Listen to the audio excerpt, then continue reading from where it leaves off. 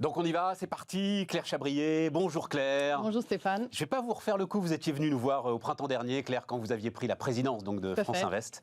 Et je ne vais pas vous refaire le coup du capital, tout ça, machin, etc. Et tout. Vous voyez, voilà, j'ai décidé d'appeler l'émission Le Capital Développement. Donc voilà, le capital est là, il est bien présent. Et on va parler de son utilisation pendant 1 heure. Isabelle Combarel est avec nous. Bonjour Isabelle. Bonjour Stéphane. Ravi de vous rencontrer. Donc député CEO de Swen Capital Partners, c'est ça Isabelle. Et de ce que j'ai compris, vous avez une compétence particulière autour de l'ESG, de l'impact investing. Voilà, qui est une... tout à fait ça. Swen Capital Partners est une société de gestion spécialisée sur l'investissement dit responsable. D'accord, c'est l'ensemble de la société de gestion. C'est toute notre stratégie d'investissement. Exactement. Alors, c'est une des dimensions dont on va parler, sans doute pas la seule évidemment, mais c'est évidemment l'une des dimensions dont on va parler. Mathieu Lade, bonjour Mathieu. Bonjour Stéphane. General Partners, White Star Capital. Oui, White Star Capital, c'est un fonds qui investit dans la technologie mondialement. On a des activités en Amérique du Nord, en Europe et en Asie.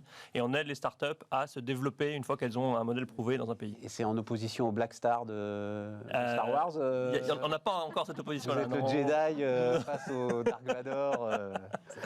C'est pas mal, on devrait travailler sur ça. Et puis Olivier de Panafieux, bonjour Olivier. Bonjour Stéphane. Dans toute bonne assemblée, il faut un consultant. Voilà. Et donc, merci d'être là.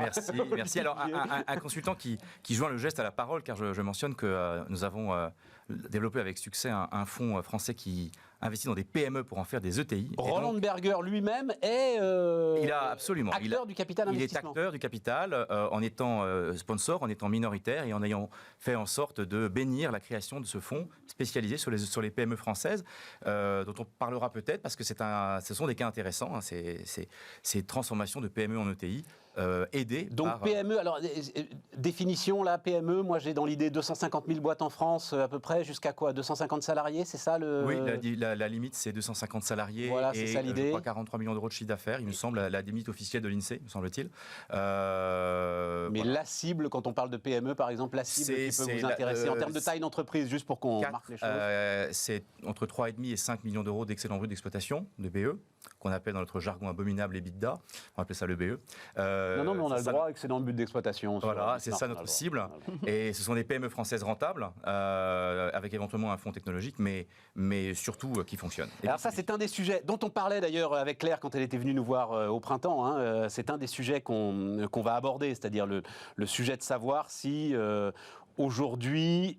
il n'y a pas un prisme tel et une expertise telle du côté des spécialistes du capital développement qu'en fait vous allez chercher des boîtes qui n'ont peut-être pas forcément besoin de vous. Ce qui enjolive énormément les chiffres que vous donnez, Claire. Mais juste pour démarrer, le capital développement en France aujourd'hui, c'est quoi ?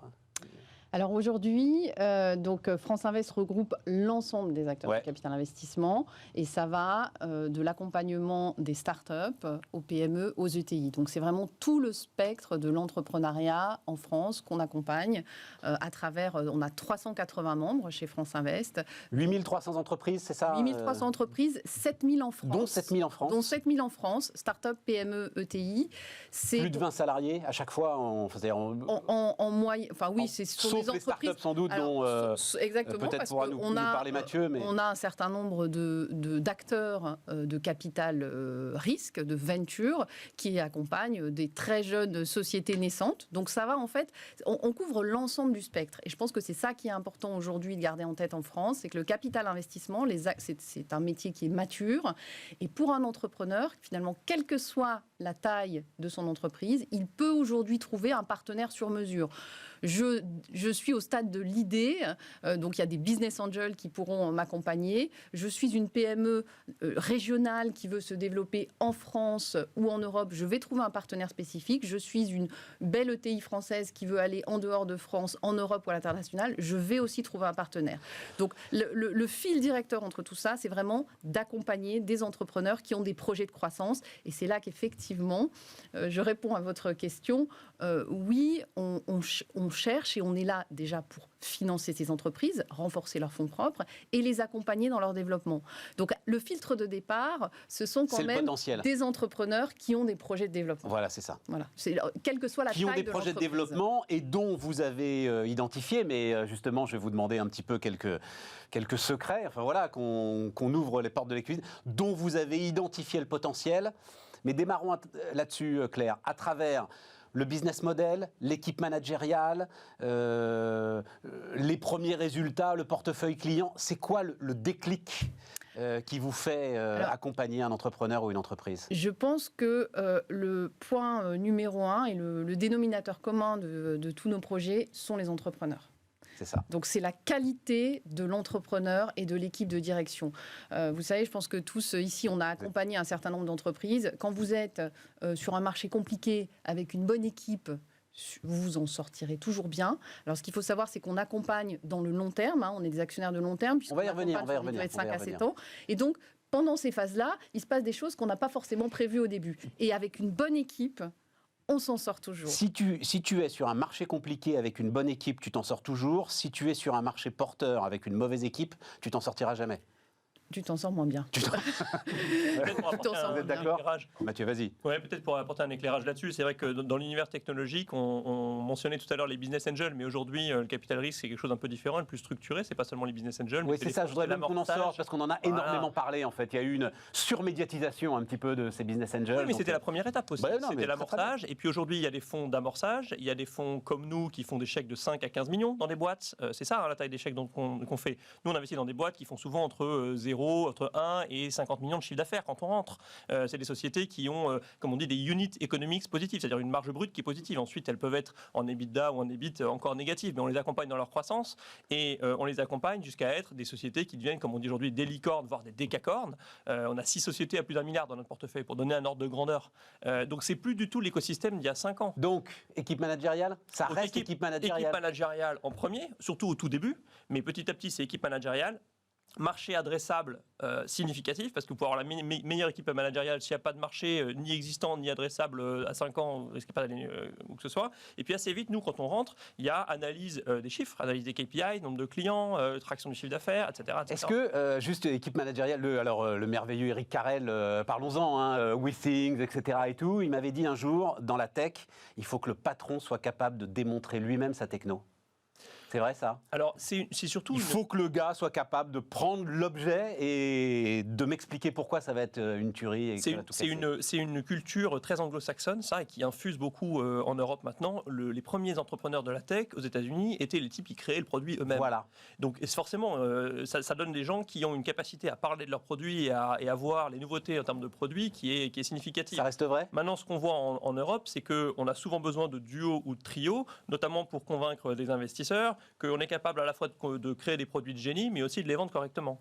Et donc, ça a été un peu, vous savez... Il faut Steve Jobs et Tim Cook. Si on peut avoir de là, démarrage, on va appeler très vite. Hein. On est preneurs. Mais il faut les détecter surtout très tôt. Bon.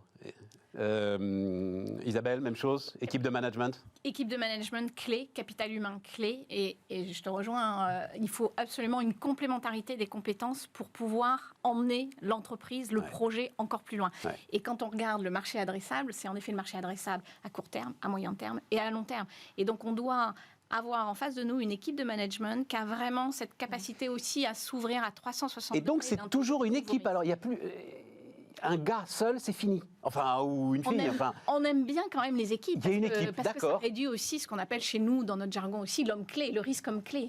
Donc on aime aussi avoir des équipes parce qu'aujourd'hui, on pense aussi que les enjeux sont tellement complexes à adresser qu'il faut une complémentarité des compétences autour de la table et être capable d'attirer et d'embarquer l'ensemble des collaborateurs sur ce projet. Je pense qu'on peut même élargir, non seulement ce n'est pas forcément l'homme ou la femme clé, mais l'équipe, mais c'est même l'écosystème. Bien souvent, on s'aperçoit que ces sociétés qui sont avec des membres de l'investissement alternatif, donc finalement non coté, capital d'investissement dans leur capital, ont autour d'elles un écosystème d'aide assez important, qu'il s'agisse de banquiers, de conseillers. Oui, mais là, on sort de l'équipe managériale. Là, oui, bien sûr, on en sort. À ce moment-là. Mais en revanche, il y a une intensité de recours à l'écosystème qui est supérieure à la moyenne. Et donc il y a globalement, si vous voulez, énormément d'énergie, d'intelligence humaine qui se met autour de toutes ces sociétés.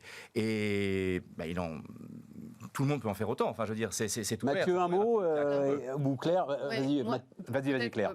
Je partage, effectivement, l'équipe est clé, mais c'est là qu'on intervient. C'est-à-dire qu'au moment où on rentre, quelle que soit la taille de l'entreprise, que ce soit une jeune entreprise, une PME ou une ETI, c'est aussi notre rôle d'actionnaire professionnel d'apporter notre savoir-faire. Et donc, s'il faut renforcer à tel ou tel endroit dans l'entreprise pour réussir le plan de croissance, qui est souvent quand même impulsé par un dirigeant et par son équipe proche, souvent il va falloir aussi renforcer ces équipes. Et ça, c'est exactement ce que disait Olivier. Notre savoir-faire, c'est aussi d'apporter cet accompagnement de structuration Claire, de la société c'est la clé, et de développement. C'est la clé, c'est le premier sujet.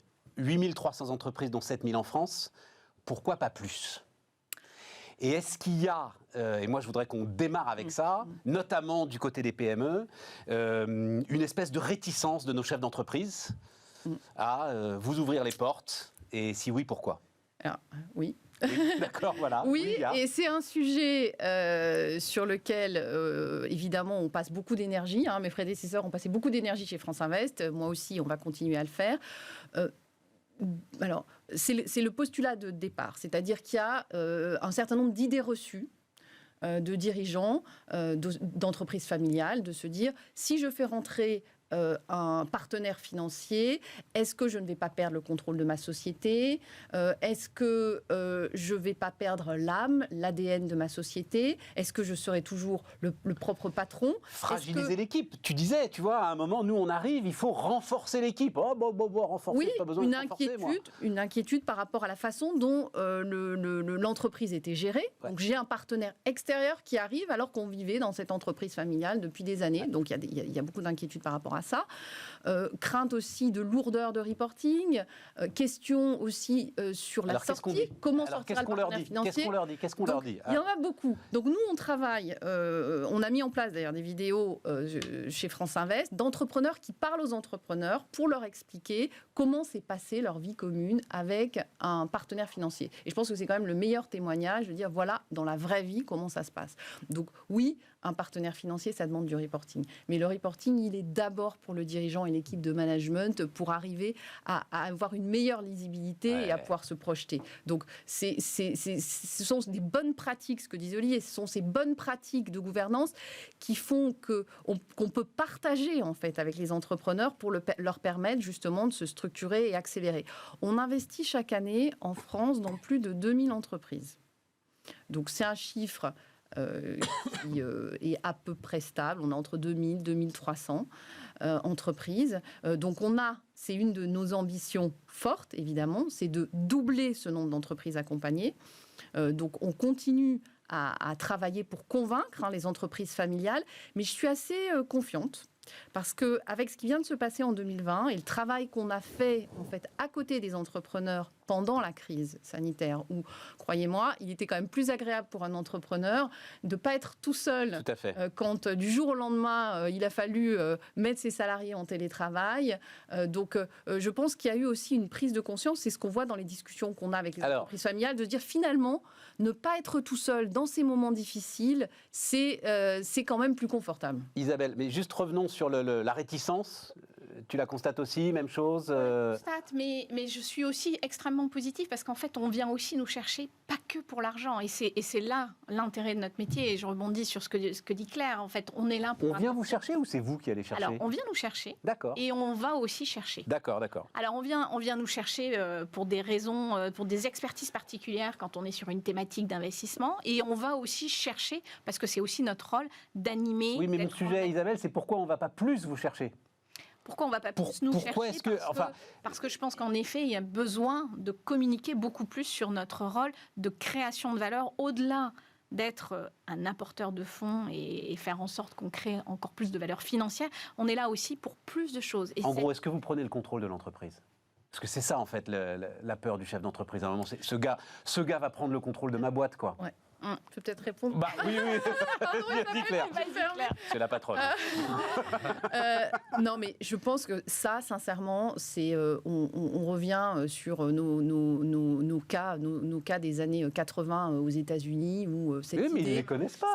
Cette idée que les fonds d'investissement prennent le contrôle des sociétés, c'est pas le cas en France. Le capital investissement français, c'est pas ça. Hein. Aujourd'hui, le capital investissement français, vous cherchez un partenaire minoritaire, vous pouvez trouver un partenaire minoritaire. Je suis une entreprise familiale, je veux commencer au capital investissement, je prends un partenaire minoritaire. Donc j'ai une gouvernance qui est très claire et très établie. Ce partenaire financier sera et restera minoritaire. C'est absolument pas la façon de faire du capital investissement français.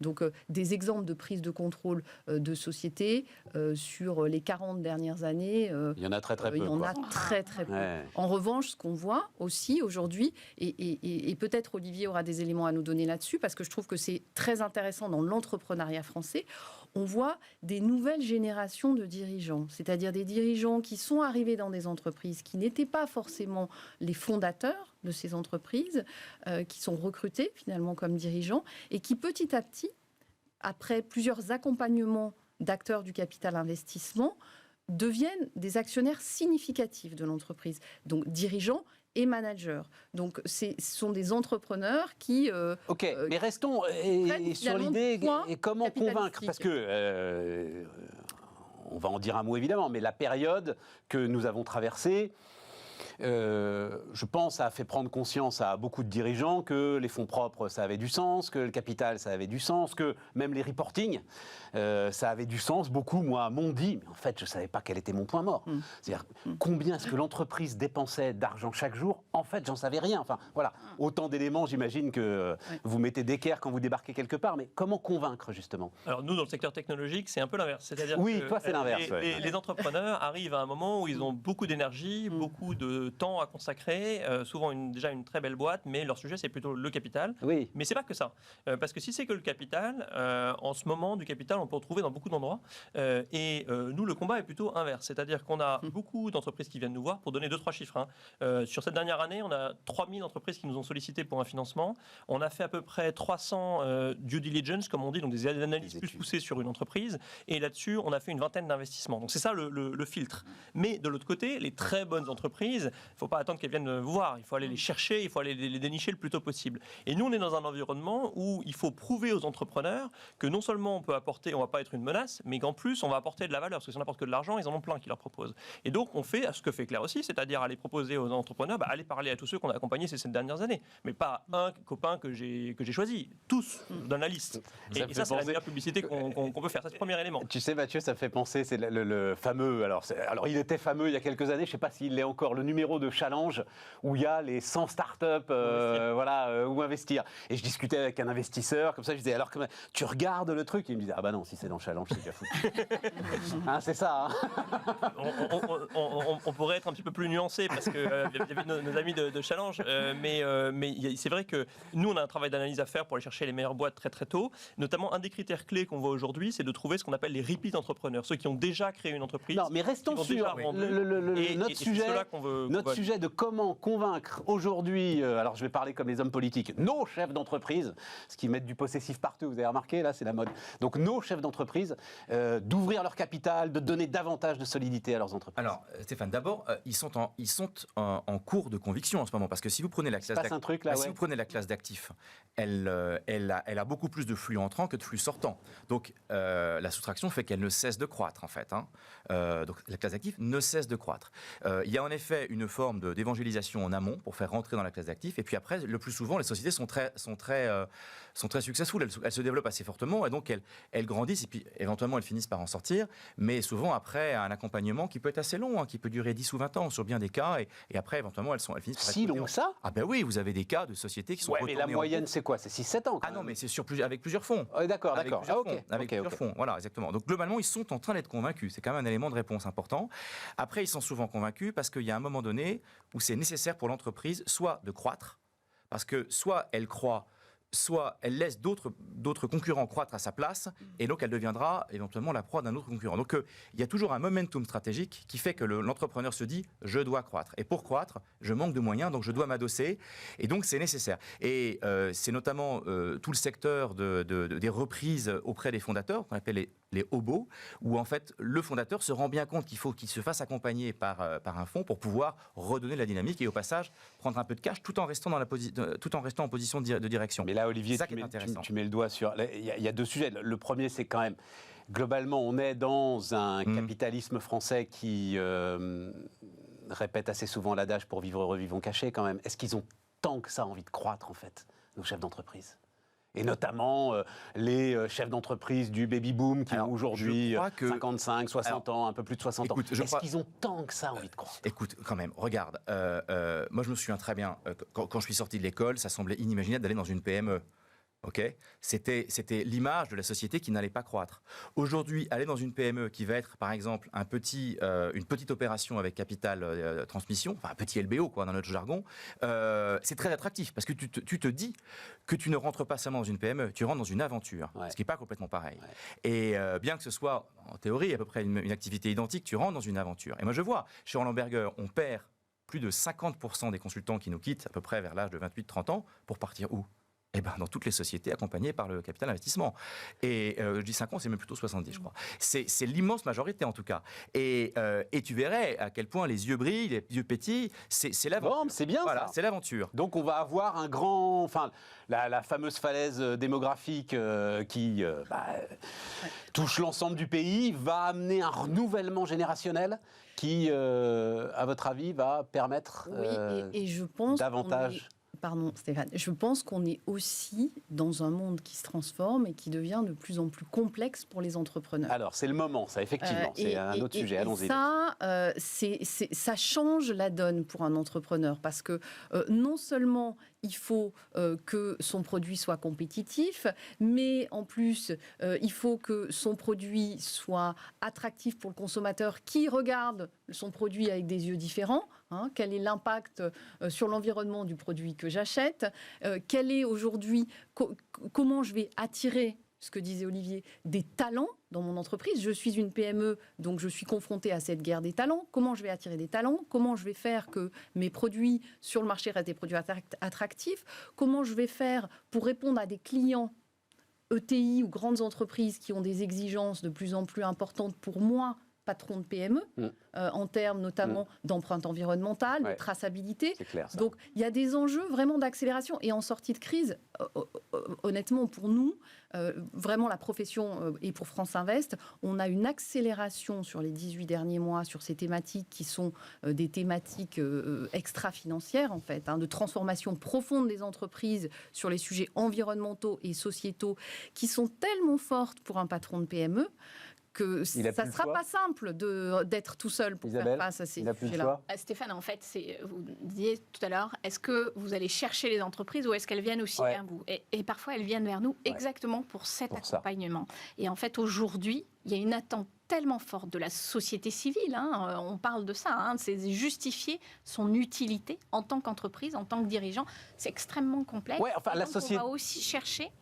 La société civile, mais de manière beaucoup plus prosaïque. Aujourd'hui, les grands donneurs d'ordre, les grandes entreprises sont toutes soumises à l'étude de ce qu'on appelle leur fameux scope 3, là, aujourd'hui. Voilà, l'ensemble de leurs fournisseurs, l'ensemble de leurs sous-traitants. On a un package réglementaire qui arrive et qui va toucher toutes ces grandes entreprises. Et puis après, ça va se décliner dans les plus petites. Voilà. Et donc, finalement, qui n'ont peut-être pas les moyens, en fait, elles, exactement. Et en fait, il faut aussi se mettre à la place du chef d'entreprise. Il a déjà une équipe à fédérer, il a des sujets très opérationnels tous les jours à gérer. Ces nouveaux enjeux qui sont très complexes, et nous on le voit, au niveau de nos équipes de chez Swen par exemple, on va aller s'associer avec des partenaires scientifiques pour aller trouver les bons moyens d'accompagner telle entreprise dans tel secteur. On va faire jouer l'écosystème, très très important. L'écosystème, c'est vraiment capital aujourd'hui. Et donc, par le biais des investisseurs en capital, le chef d'entreprise a accès à un nouveau réseau, à un réseau plus large, à un écosystème de connaissances de spécialistes qu'il n'aurait jamais en interne, parce que économiquement, ça n'est pas intéressant d'avoir ça dans une entreprise qui va être sur un secteur large. on va avoir des expertises vraiment très pointues qu'il va falloir aller chercher à l'extérieur. Et donc nous, on est là aussi pour permettre ça. On est là pour leur aider à ouvrir leur chakra aussi sur ces sujets-là. La rétention des talents, ça va être un challenge grandissant sur les années à venir. Comment on les retient et comment on les attire. Et donc ça, aujourd'hui, c'est vrai que vous voyez ce phénomène des entreprises à mission. C'est quand même ça. Mais là, on est en train d'ouvrir tous les tiroirs, Isabelle. Mais non, mais je retiens le truc très très important parce que, alors là aussi, on en discute régulièrement avec des chefs d'entreprise, tout ce qui est le cœur de votre activité. En gros, aujourd'hui, une PME, même une grosse PME, enfin c'est ce truc, grosse PME, une petite ET, je vais le dire comme ça un peu brutalement, mais les gars sont comme des lapins dans les phares d'une voiture, c'est-à-dire on ne sait pas quoi faire en fait. Les injonctions sont tellement fortes, elles partent tellement dans tous les sens qu'effectivement, il y a une nécessité d'avoir des repères, des experts, des... C'est ça. Et en fait, nous, on est là juste pour les aider à faire le tri. Bien, voilà quels sont vos principaux enjeux. Et voilà ce que des experts valident. Et on va se concentrer là. Ce qu'on vous propose, c'est on va vous mettre en relation avec un tel. Nous, on est là aussi pour vous accompagner parce qu'on a des équipes spécialisées en interne. C'est plus simple pour une société de gestion comme nous, puisqu'on peut accompagner des dizaines d'entreprises. Tout à fait. Et donc, on centralise, on internalise ces expertises. Même chose avec la transition digitale, parce que on parle évidemment du climat, mais la digitalisation et l'accélération de la digitalisation post-Covid est sans doute aussi quelque chose qui frappe énormément les chefs d'entreprise. Et là, pareil, il faut qu'on soit accompagné pour faire les bons choix. Alors oui, et en fait, nous, ça, on l'a vu l'année dernière, au mois de mars, en fait, en 2020. C'est-à-dire, on disait, oui, nos entreprises, c'est vrai, nos entreprises, on les accompagne, on les muscle, on leur donne tous les ingrédients pour réussir. On partage avec eux tous les ingrédients pour réussir. Mais quand il a fallu, justement, passer en télétravail du jour au lendemain, quand il a fallu, je pense à une société d'éducation que j'accompagne, quand il a fallu que les 30 000 élèves fassent cours à distance chez eux, il fallait que les sociétés soient digitalisées. Il fallait qu'on ait déjà anticipé ce travail-là de digitalisation. Et là, je pense que c'est pour ça que je dis que cette crise a aussi changé les choses. C'est-à-dire que toutes ces sociétés qu'on accompagnait, nous, on est à côté d'eux en permanence sur ces thématiques-là. Donc là, on parlait des sujets environnementaux. La digitalisation, ça fait longtemps qu'on est sur ce sujet-là. Eh bien, quand on était digitalisé, par exemple pour les distributeurs aussi, le retail en dur, quand on était digitalisé en mars 2020, ça a sauvé la vie des entreprises qui étaient accompagnées. Donc, je pense que... Mais ces briques d'accélération, en fait, ne s'arrêtent jamais.